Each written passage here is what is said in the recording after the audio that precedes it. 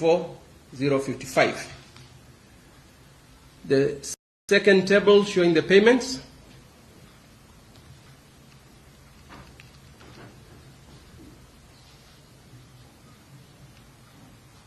These are payments under the request for quotations.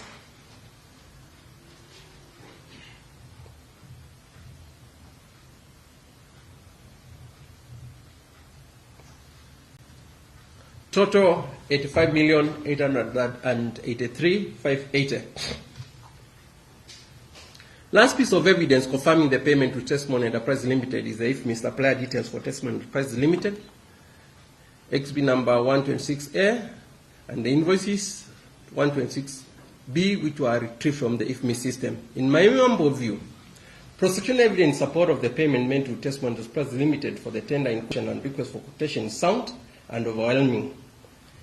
Critical part of this heading is the movement of funds after the payments into Testimony Enterprise Limited account, domiciled at Equity Bank.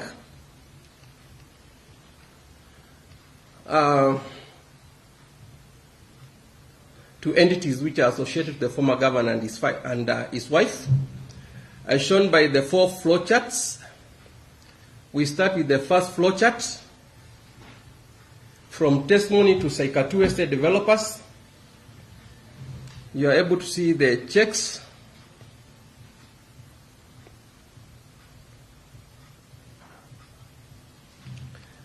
The other flowchart shows the second one, Testimony movement from Testimony Enterprise Limited account to Lake Naivasha Resort account.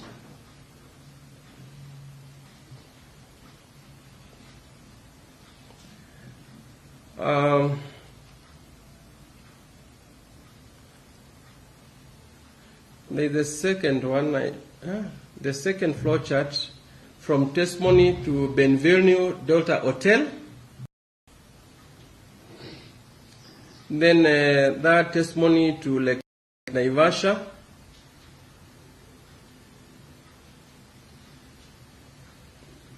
Then the fourth chart, movement from Testimony Enterprise Limited to Charles Chege.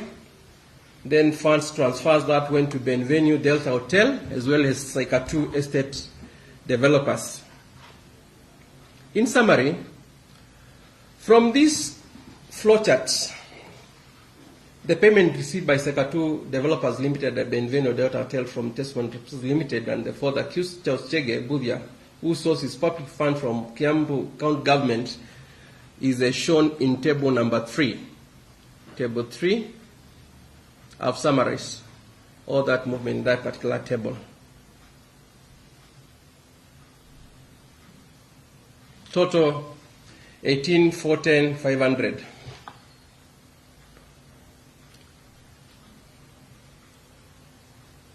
Table 4, payment received by Benvenue Delta Hotel from Equity Bank, account of Testimony, again totaling to 7,214,000.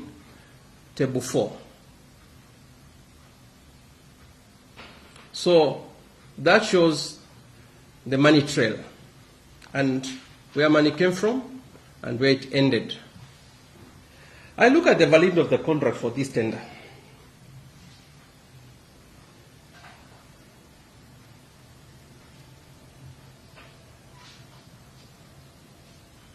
That contract is now XB number 61. The procurement process preceding the execution of this contract is tainted by fraud. I've got no doubt about that. I've looked at the definition of fraud under the Black's Law Dictionary, which is knowing misrepresentation of truth or concealment of material fact to induce another to act to honest or to her detriment. The first issue that I tackle is that Testimony Enterprise Limited won the tender by relying on forged academic certificates, forged CV, and a forged recommendation letter for proof of works of